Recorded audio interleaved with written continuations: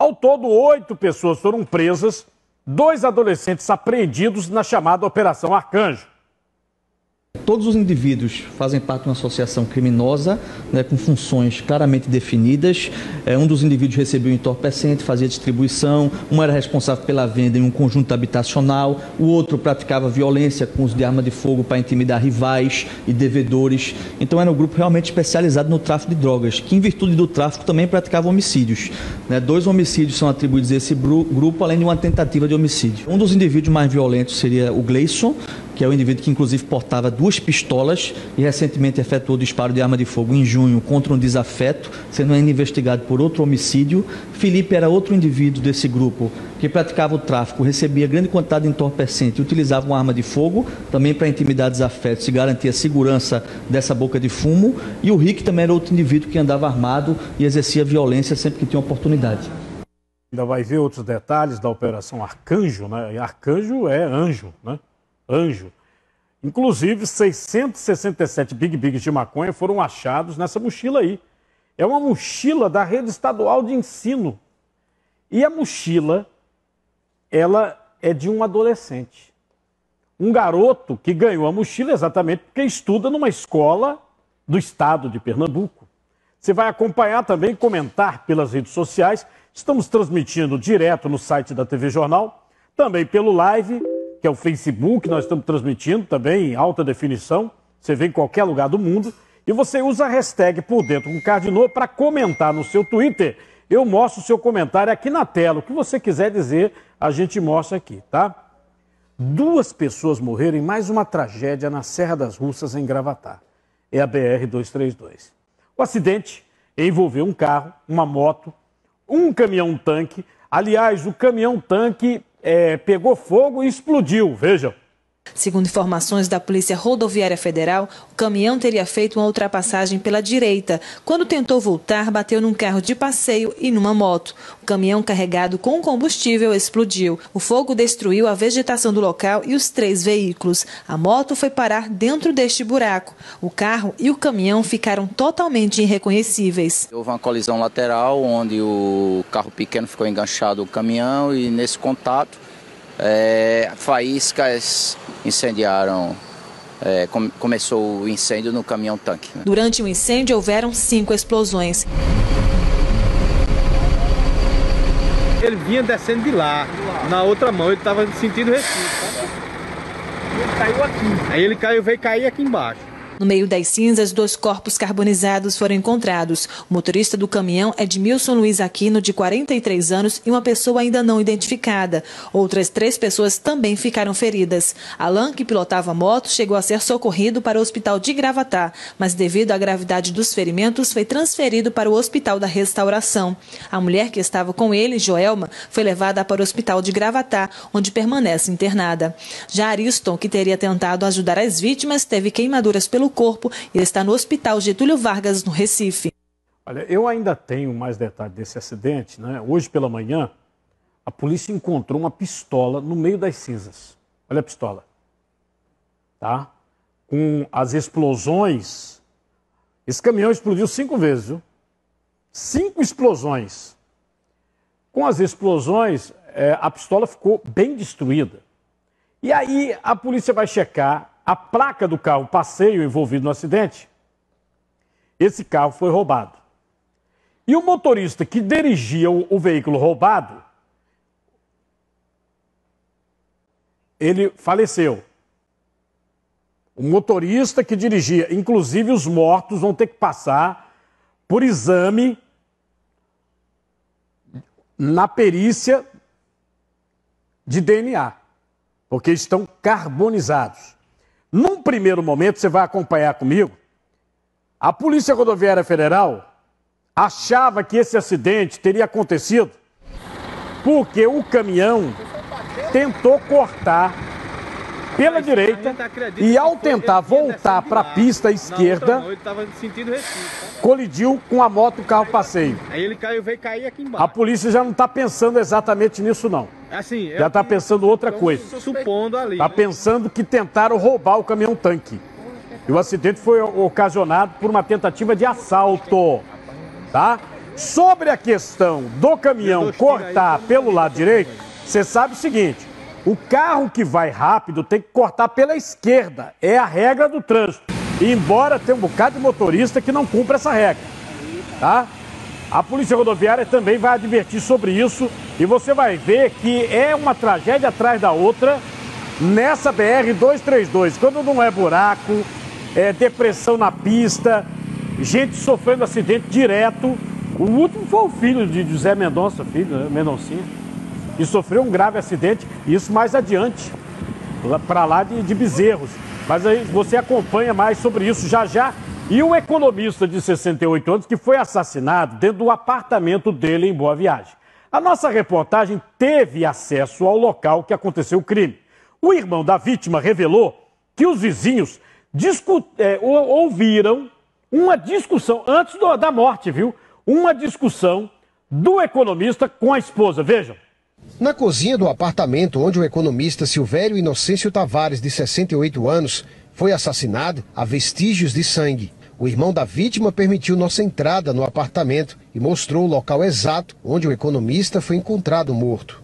A fechadura da única porta de acesso ao interior do apartamento está intacta. Não houve arrombamento. O corpo do economista foi encontrado pela esposa dele. O irmão conta que o relacionamento entre o economista e a esposa era marcado por brigas e que no dia do crime houve uma discussão. Pessoas aqui da vizinhança disseram que no sábado, por volta de entre 10 e 11 horas, se ouviu uma discussão entre eles dentro do apartamento.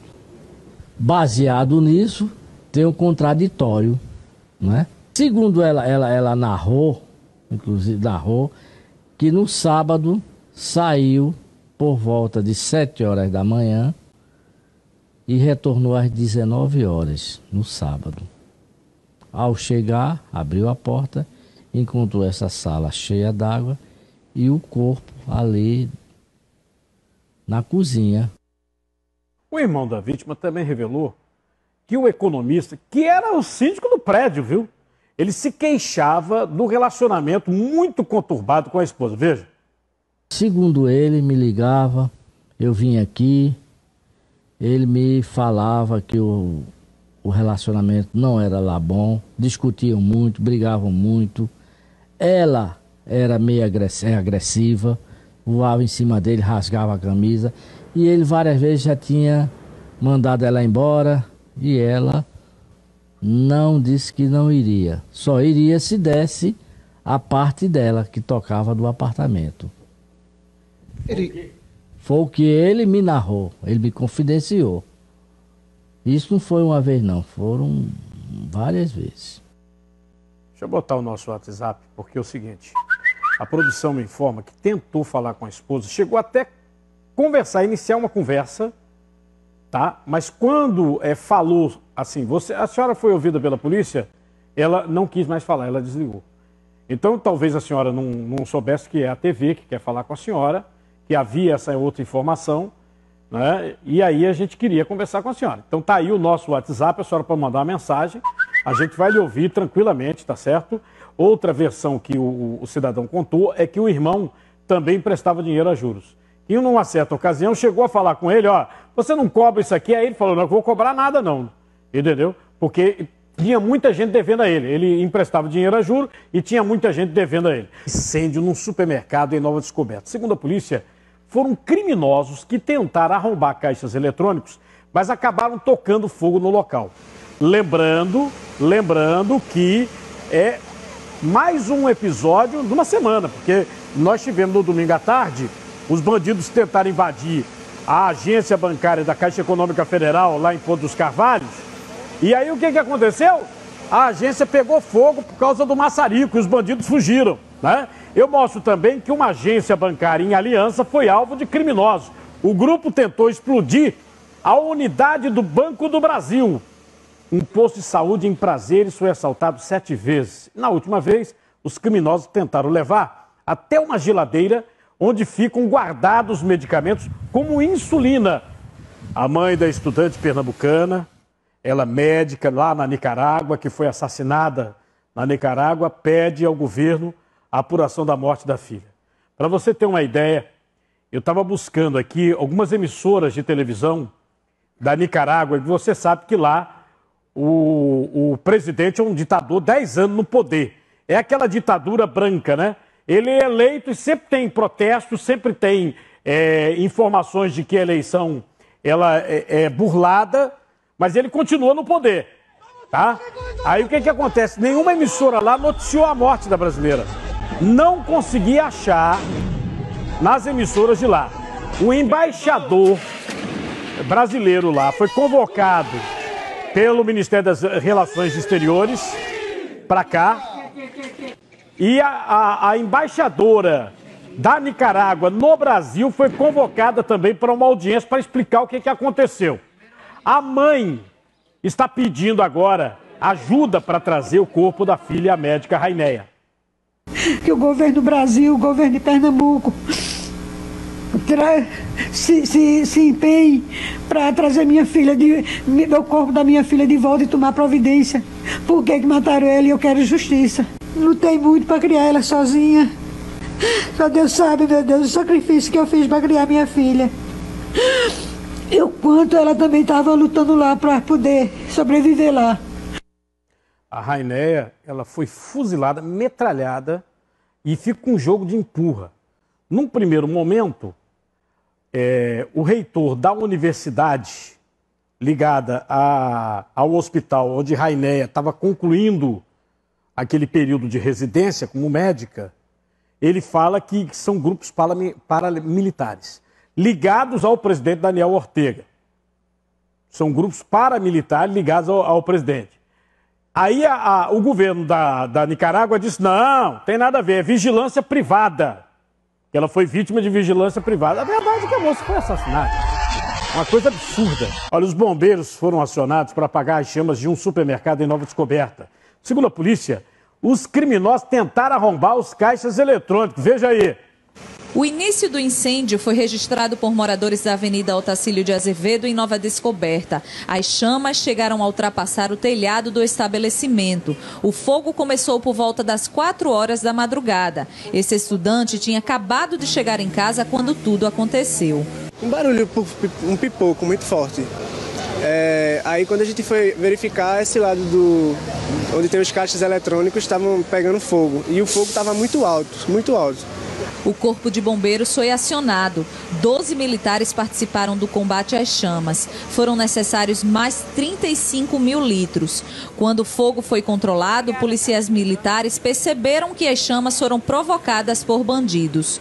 Foram 4 caixas, tentaram só arrombar um e o cofre principal da loja, que não conseguiram. Várias prateleiras, gôndolas, os próprios caixas eletrônicos e algumas mercadorias do supermercado foram destruídas pelo fogo. A destruição total porque a parte estrutural do prédio ainda foi mantida, alguma parte estrutural, agora uma boa parte da estrutura também foi danificada, mas não é destruição total. Teve uma perícia no local, os técnicos da Defesa Civil também fizeram a vistoria e afirmaram que as chamas não afetaram a estrutura do estabelecimento, porque senão teria que ser demolido, né? Até agora a polícia não conseguiu prender nenhum suspeito. Lembra o fato que aconteceu no último final de semana, quando os bandidos também massacraram um caixa lá na Caixa Econômica de Pontos Carvalho, no Cabo Santo Agostinho, e botaram fogo. Olha aí, ó, os bombeiros tiveram que, inclusive, quebrar as janelas aí, ó. Um incêndio grande. E tudo indica que os bandidos fugiram do local, deixando diversos objetos, porque a agência pegou fogo. Falar em incêndio, outro incêndio. Uma família perdeu tudo, foi na Mostardinha, foi um curto-circuito no ventilador que pode ter causado fogo. O quarto de um bebê que ainda estava sendo montado foi tomado pelas chamas. Um curto-circuito que teria iniciado no ventilador pode ter sido a causa do incêndio, que aconteceu nesta casa na rua Pará Betim, no bairro da Mostardinha, no Recife. As chamas começaram no primeiro andar da casa. O dono da residência, a esposa, a filha de 9 anos, o filho mais velho e a nora dele, grávida de 5 meses, dormiam e acordaram desesperados com o fogo e a fumaça. Foi aquela loucura, né? Os dois foi por cima do telhado, a gente ajudei a descer. E eu fiquei mais preocupada ainda, porque como o fogo estava vindo muito, estava indo lá para casa, aí foi quando entrou em desespero. Todo o prédio foi comprometido, inclusive o salão de beleza, que funcionava no térreo da casa e que era a fonte de renda da família. Por conta do fogo, nenhum objeto se salvou. Estou fazendo esse apelo porque eu sei que minha filha está aperreada, não sabia o que fazer. Perdeu tudo, não ficou nada. E justamente até a roupa, parece que ela estava de calcinha na hora, né? E sutiã, e a vizinha foi que já deu um vestido para ela vestir.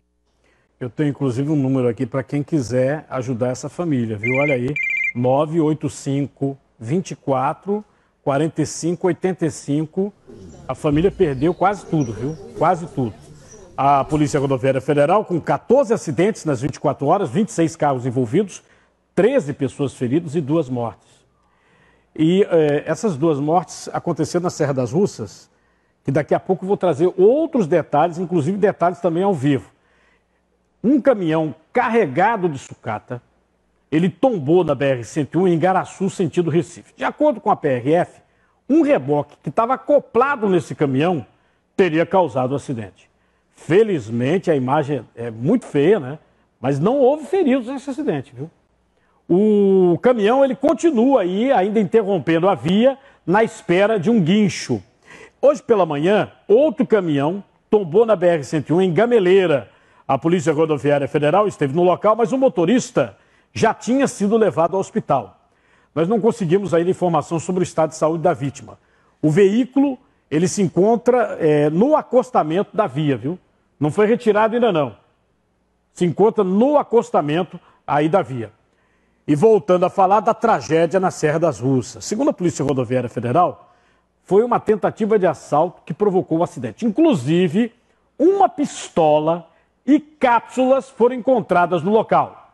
O veículo, que ainda tem diesel em 2 dos 4 compartimentos, corre o risco de explodir novamente. Ele está quente, né? Então o objetivo é que os bombeiros venham para poder fazer o resfriamento, para que possamos, na verdade, fazer o transbordo. Peritos da Polícia Rodoviária Federal também estiveram no local do acidente pela manhã e encontraram esta pistola danificada pelo fogo ao lado do carro envolvido na batida e cápsulas de balas na beira da pista, levantando a hipótese de que o acidente aconteceu durante uma tentativa de assalto. Também foi possível identificar que o carro tem registro de roubo, feito no dia 20 de julho, em Jaboatão dos Guararapes. De acordo com a Polícia Rodoviária Federal, o carro tentou ultrapassar o caminhão-tanque pela faixa da direita, mas acabou batendo na lateral do veículo e ficou preso entre as 2 rodas do caminhão. Os 2 caíram aqui na ribanceira e acabaram explodindo. O piloto da moto, que vinha logo atrás, ainda tentou desviar do acidente, mas também caiu na ribanceira. Os bombeiros tentaram socorrer os motoristas do caminhão e do carro, mas eles morreram carbonizados. O piloto da moto e a passageira, Iriston Heleno Araújo dos Santos e Joelma Maria da Cruz, ficaram feridos e foram encaminhados para a unidade de saúde. Os 2 mortos foram identificados como Elton Marques de Lima, 27 anos, e Edmilson Luiz de Aquino, 44 anos. Os corpos já estão no Instituto de Medicina Legal. Joelma Maria da Cruz, que foi socorrida para o Hospital Paulo Veiga, em Gravatá, teve apenas ferimentos leves e já recebeu alta. Iriston Heleno de Araújo, ele foi socorrido ao Hospital Paulo Veiga e depois transferido para aqui para o Recife, para o Hospital Otávio de Freitas, e permanece internado. O estado dele é grave, ele está na UTI. Alain Gabriel Bernardo da Silva, de 26 anos, foi socorrido ao Hospital da Restauração e permanece em estado grave na unidade de trauma. Esse acidente vai ser investigado pela delegada Danúbia Andrade, da Delegacia de Gravatá. Essas aí são algumas fotos das vítimas aí que nós vamos mostrando para vocês. Tá? Lembrando que as 2 vítimas fatais, o pessoal da Polícia Civil já intimou os familiares a ir direto ao exame de DNA. Vão ter que dar uma amostra, um filho, né, um pai, uma mãe, dar a amostra, porque a identificação mesmo só vai ser possível por causa do exame de DNA. O caminhão, ele não apenas pegou fogo, você está vendo aí o buraco, tá certo? Esse buraco aí, naturalmente, ele não existe, tá? É uma ribanceira, mas quando o caminhão o caminhão caiu aí, juntamente levando um veículo passeio. O caminhão, ele explodiu 1, 2, 3, 4, 5 vezes. Inclusive você vê agora essa imagem, mas a gente também mostrou as imagens do pessoal ainda fazendo um serviço no local. Ó. Tá vendo aí? Não, agora de manhã já, de manhã. Esse é o resfriamento dos bombeiros, ontem à noite, é que ainda haveria combustível dentro do caminhão. Tá vendo que tá saindo fumaça ainda? Na imagem anterior, querido. Olha só, tá saindo fumaça, tá vendo? Aqui a fumaça.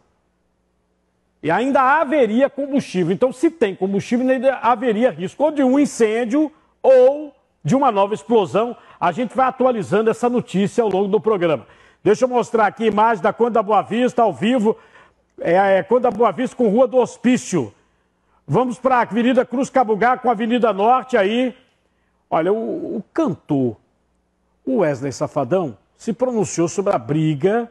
Uma angústia muito grande. Com a ex-esposa em relação à pensão do filho do casal que me dói muito de 7 anos. É ver que eu estou sendo jogado. Lembrando que o Wesley Safadão já é casado de novo, ele casou de novo, tá certo? A ex-mulher dele, que é aquela nova profissão, influência em rede social, essas pessoas têm contratos e ganham dinheiro.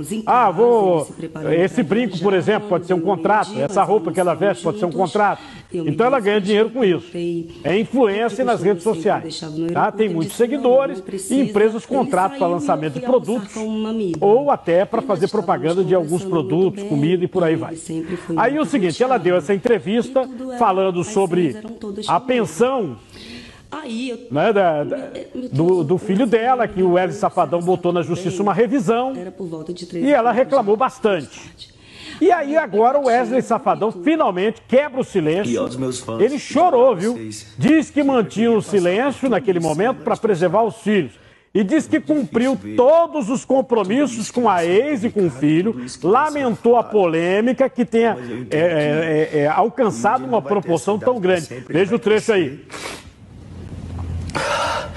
E uma coisa, e o que eu não quero jamais é que ele veja o pai falando da mãe. Hoje, graças a Deus, eu trabalho muito para dar o melhor para eles. Tudo que eu tenho é deles, tudo. E eu trabalho para isso. Os meus filhos sempre vão ter o melhor que eu puder dar. Por isso que me dói muito ver essa injustiça perante o meu papel de pai, que todos os dias eu tento exercer com o maior amor do mundo.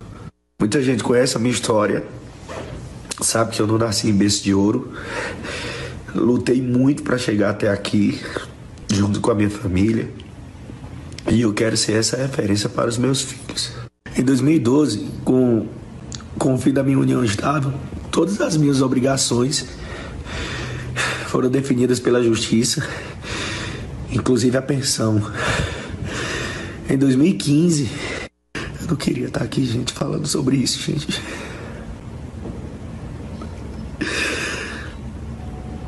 Em 2015, quando graças a Deus a minha vida começou a mudar, além do acordo sobre a pensão, eu passei a oferecer um valor a mais, além de tantos outros pedidos. Então, quero deixar bem claro que não foi só 10 salários mínimos. Então, gente, a única coisa que eu quero é que tudo isso seja regularizado. Eu nunca vou deixar Deixa eu dizer uma coisa para vocês. Né? Pensão alimentícia é um processo em aberto. Tá certo? Até o alimentado completar aquela idade, se emancipar, o pai, a mãe, tem obrigações. E eu digo que é um processo em aberto porque esse negócio de revisão, embora todo mundo seja jurista, esteja falando aí na internet, mas negócio de revisão é normal. Você ter no papel, tanto para a mãe e para o pai, é uma garantia. E é por isso que eu agora vou falar sobre um mutirão que está atendendo casos de pensão alimentícia no Recife. Nós vamos ao vivo para lá. A repórter Diana Monteiro comenta esse assunto aí com os especialistas. Diandra, boa tarde para você. Olá, Cardinal, muito boa tarde para você, boa tarde a todos. Olha, só hoje mais de 60 atendimentos foram realizados aqui na sede da Defensoria Pública. Pessoas que já tinham agendado atendimento e hoje foi realizado um mutirão justamente para agilizar esses processos. Quem vai explicar melhor esses detalhes para a gente é o José Wilker, defensor público. Muito boa tarde, defensor. Como é que as pessoas podem fazer, então, para solicitar um atendimento relacionado à pensão alimentícia? Boa tarde, Diandra. Boa tarde, Cardinal. Boa tarde a todos. A solicitação, o acesso à justiça, para essas pessoas é a partir do agendamento no núcleo de bairro. O assistido da Defensoria Pública vai ao núcleo de bairro, faz o agendamento e aí, a partir daí, o defensor público vai atendê-los e promover a ação de alimentos. Essa questão da pensão alimentícia, como o Cardinal estava comentando, é um processo em aberto. Aí a pessoa pode solicitar realmente a revisão, até mesmo a exoneração desse pagamento? Existem vários tipos de ação que estão relacionados aos alimentos. A ação de alimentos em si, onde a criança ou o adolescente, normalmente é representado pela mãe, por aquela pessoa que detém a guarda, o representante legal, promove a ação contra o alimentante, que pode ser o pai ou os avós, em último caso, e também a ação de oferta de alimentos, onde o pai é que oferece os alimentos para o filho. Também existe a ação de exoneração de alimentos, é quando deixa de existir a obrigação legal de pagar a pensão alimentícia. E existe a ação de revisão de alimentos, é quando há necessidade de ajustar o valor, diminuir ou aumentar, dependendo da situação do caso concreto. Se no caso o pai ficar desempregado, por exemplo, isso não é desculpa para deixar de efetuar esse pagamento? De maneira nenhuma. O desemprego não é motivo para exonerar os alimentos. É possível, a depender da situação, que haja a revisão. A situação de um cidadão ter um emprego com uma renda boa e em determinado momento ficou desempregado, pagava uma pensão, vamos supor, um exemplo, de R$300, vai precisar diminuir um pouco, pode ser que precise diminuir um pouco em razão da dificuldade financeira que ele passa. Então ele vai entrar com a ação de revisão de alimentos, uma ação revisional, vai justificar o fundamento, justificar os motivos pelos quais ele está querendo diminuir aquele valor, e aí o juiz vai analisar e definir um novo valor, a depender do caso concreto. O que é que vai depender, então, essa questão da revisão? Se o pai tiver uma renda menor, se ele tiver outros filhos? A ação de alimentos, ela observa o binômio capacidade e necessidade. Sempre vai se observar isso. Então, vai depender muito do caso concreto. Não há um valor específico. É a capacidade de quem oferta o alimento, do alimentante, daquele que é reclamado em juízo para pagar os alimentos, e a necessidade do alimentado, normalmente da criança ou do adolescente. Então, sempre vai se observar isso. Ok, nós agradecemos então a sua participação. Quem quiser, então, pode agendar o atendimento através do telefone 0800 081 0129. Um novo mutirão está previsto para acontecer no mês de setembro. Voltamos com você, Cardinal. Vocês ouviram aí o advogado, né? E você pode usar a hashtag Por Dentro com Cardinal até para comentar esse caso, que todo mundo, a pessoa famosa, todo mundo fica de olho, né? A ex-mulher dele fez acusações, ele disse que paga 10 salários mínimos, né? 10 salários mínimos. Aí ele está fazendo uma revisional e está dizendo que não é para diminuir, é para botar no papel tudo que ele dá. A polícia prendeu suspeitos de assalto a ônibus em Jaboatão. Nas investigações, um dos suspeitos, ele teria envolvimento em 6 assaltos. Vê? Câmeras de segurança do coletivo registraram toda a ação. Os suspeitos sobem no ônibus que fazia a linha Cabo Cajueiro Seco, na antiga BR-101 em Sotave, e anunciam o assalto. Armado, um deles rende o motorista. Enquanto isso, os comparsas pulam a catraca e começam a recolher os pertences dos passageiros.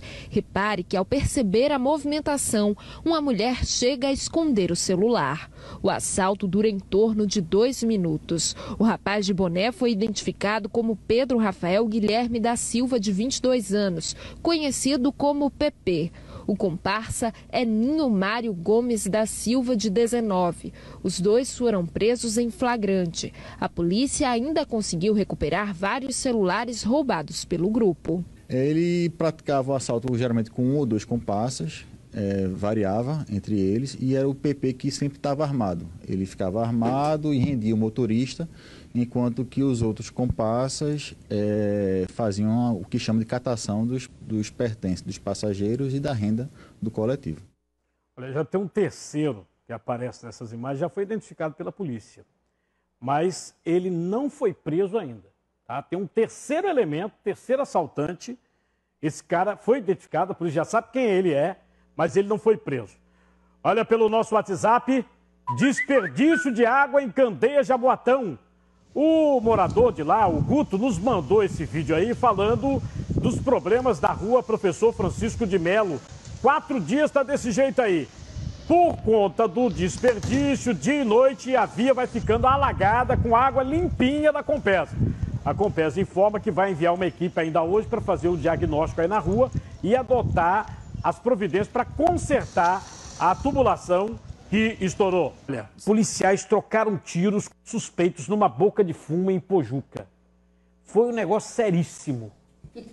Presta atenção. Esse local, ele funcionava como se fosse um escritório do tráfico para Porto de Galinhas. Tá me entendendo?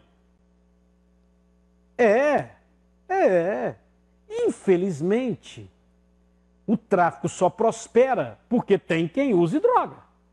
Você tá vendo radiocomunicadores, tem toca ninja, balanças de precisão, é muita coisa que foi apreendida. O maior e o menor foram detidos no tal escritório do tráfico. Veja aí.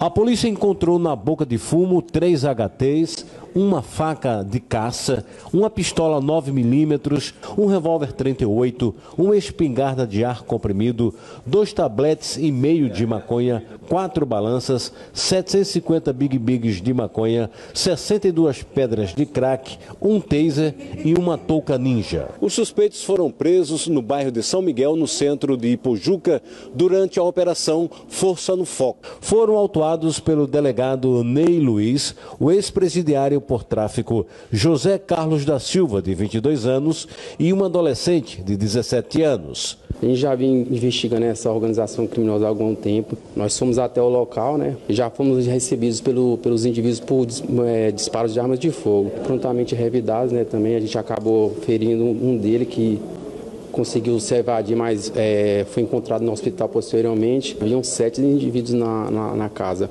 Um deles, que é o chefe do tráfico, que se chama Neném, e ele também efetuou vários disparos quando ele fugiu, quando ele deixou o local. O maior, ele foi autuado por tráfico. Também foi autuado por tentativa de homicídio contra os policiais, porque ele reagiu.